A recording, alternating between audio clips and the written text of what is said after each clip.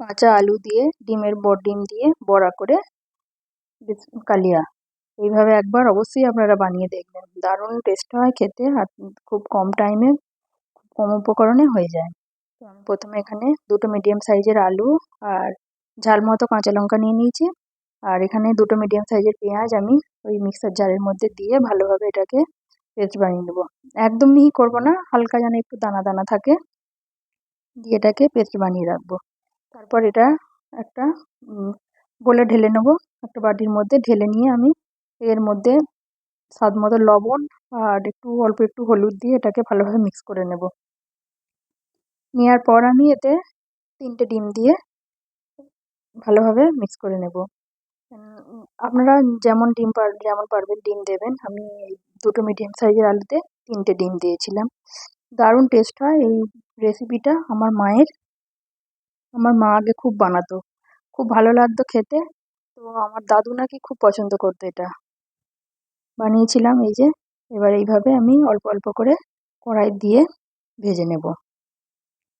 এটাকে ভালোভাবে মিক্স করে নিতে হবে। নেওয়ার পর আমি কড়াইয়ে তেল গরম করে এরকম 2 হাতা 3 হাতা করে দিয়ে ছোট ছোট করে ডিমের অমলেটের মতন করে ভেজে নেব।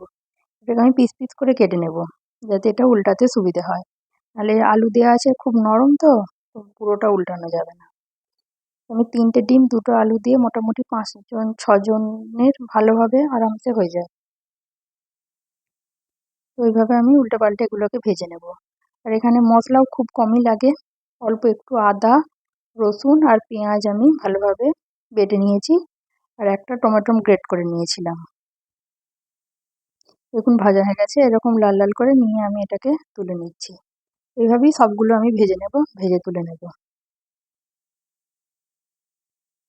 এই যে সবগুলো আমার ভাজা হয়ে গেছে। এবার আমি ওই যে পেঁয়াজ আদা রসুন বেটে রেখেছিলাম দিয়ে ওটা দিয়ে দেবো কড়ার মধ্যে। তেল দিয়ে অল্প একটু লবণ হলুদ দিয়ে দিলাম, যাতে ওটা ছিটা না আসে। দিয়ে মশলাটা একটু কষিয়ে নেব। নেওয়ার পর আমি এর মধ্যে একটা বড় সাইজের টমেটো গ্রেট করে রেখেছিলাম, ওটাও দিয়ে দিলাম। দিয়ে আমি এটা ভালোভাবে কষিয়ে নেব। সামান্য একটু লঙ্কা দেবো, কারণ আমার কাঁচা লঙ্কা দেওয়াই আছে বড়ার মধ্যে অনেকটা, শুধু এই ঝাল অনুযায়ী মশলাটার অনুযায়ী আমি লঙ্কা দিলাম অল্প। আর আমি ধনে পাতা দিয়ে দিলাম, ধনে পাতাটা এখনই দিয়ে দেবো, কষানোর সময় দিলে টেস্টটা ভালো আসে। দিয়ে আমি এবার মশলা কষানো হয়ে গেছে, আমি পরিমাণ মতো জল দিয়ে দিলাম। এখানে কিন্তু এটা ঝোলটা যখন ফুটবে তখন ডিমগুলো দিতে হবে, আর দিয়ে এটাকে বেশি ফোটালে হবে না, এই 1 মিনিট মতো ফুটিয়ে নামিয়ে নিতে হবে। তো আমি লবণ দিয়ে দিলাম, লবণটা আগে দিতে ভুলে গিয়েছিলাম।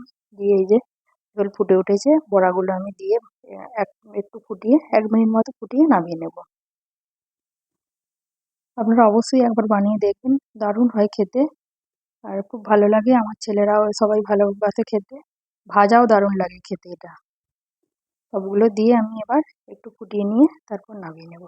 তাহলেই রেডি হয়ে যাবে আমার ডিম দিয়ে আলু বড়া করে তরকারি।